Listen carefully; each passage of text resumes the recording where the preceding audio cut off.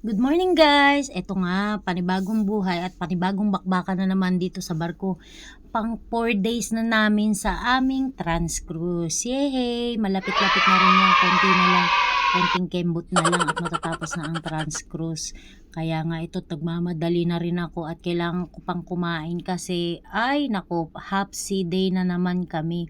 At ganun talaga kasi medyo alauna na rin kasi kami minsan nakakarating sa port. Kaya nagmamadali na rin. Kahit naman maaga kami nararating sa port, ganun pa rin busy nga kasi minsan hindi naman bumababa yung mga pasahero at nagpapamasahe pa rin sa amin. Kaya lagi kami puno. At ito nga kakain na ako na saya-saya ngayon, mamaya pagod yan.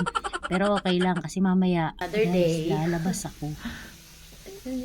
C-Day. Ang daming side. Mumuti na buhok ko rito kasi C-Day. So guys, lalabas kami. Na naman.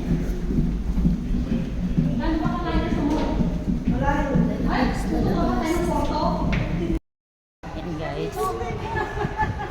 Hindi na ako nagdala ng salamin kasi nagmamadali na rin kami. Kasi malayo-layo dito na we are now here in Lexus.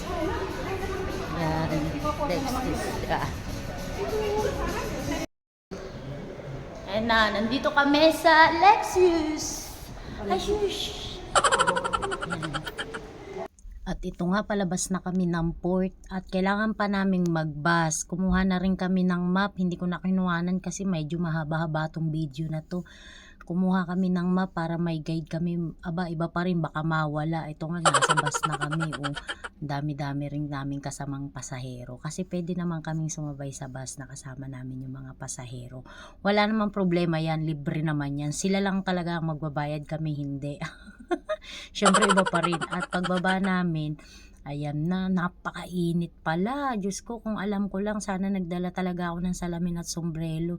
Kasi ang sakit sa mata nung sikat ng araw, hindi na tumatagal yung mata ko sa araw. At medyo palabo na yung mata ko. Syempre, alam nyo na nagkakaedad na. Char! Syempre, iba pa rin, no? Pag may suporta sa mata, lalo't lalo nang lagi kang nandun lang sa loob ng barko. Pag lumabas ka, naninibago rin talaga ako minsan. Pero carry lang naman. Gahanap na kami ng taxi at ito nga, wala pa talaga kami makuhang taxi. Naku, nakaabot pa kami ng ilang minuto rito bago kami nakasakay ng taxi. Hanggat sa nagpasyahan na namin talaga na mag-ikot muna at magpipicture-picture pa rito yung mga kasama ko. Syempre, first time din nila na makalabas dito. Kaya, souvenir, picture. O sige, bala kayo dyan. Talagang hindi ko kaya, mainit. Doon ako sa lilim. Maglalakad muna ako sa lilim. At sobrang tindi ng sikat ng araw dito. Nasa Portugal kami, kaya ganito ang klima.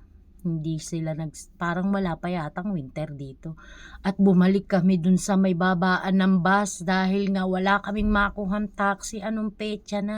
4 na oras lang talaga yung break namin dito guys. Kaya napagpasyahan na namin na magme-metro train station kami.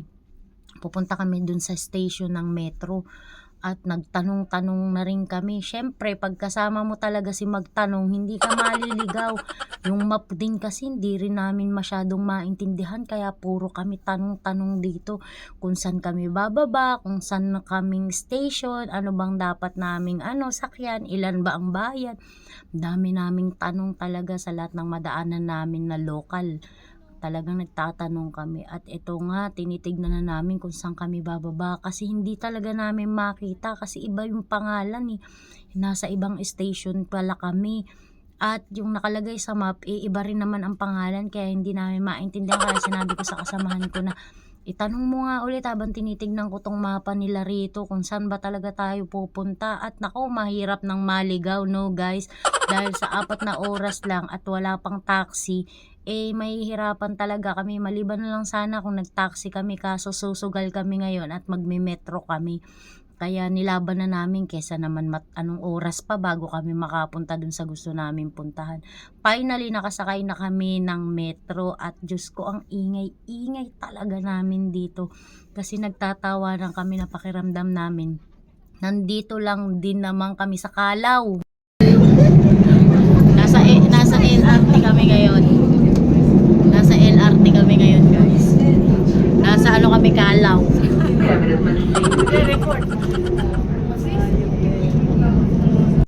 dito nga parang pakiramdam ko palayo na talaga kami ng palayo kasi syempre iba naman kasi ang taxi sa metro. Kaya alam ko na umiikot talaga kami kaya kinuhanan ko 7 station bago kami nakarating dito sa may labas ng mall. Pero maglalakad pa rin kami at Diyos ko hindi namin alam kung saan kami dadaan kasi nga naka-block doon kaya sabi ko sa kanila, "Halika tawid, tawid, tawid, tawid." Tumawid na kami sa release ng train kasi nakita namin yung mga lokal tumatawid din naman eh. Kaya carry na rin siguro, tumawid na rin kami, nakisali na rin kami sa tawidang portion.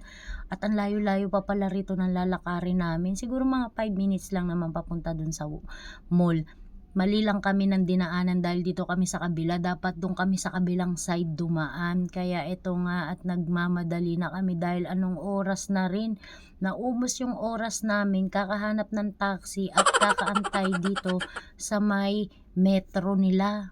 Kasi may oras din pala yung biyahe ng metro nila na dumarating. Kailangan mo mag-antay ng 10 to 5 minutes bago kayo makasakay dahil nga umiikot lang yung train nila.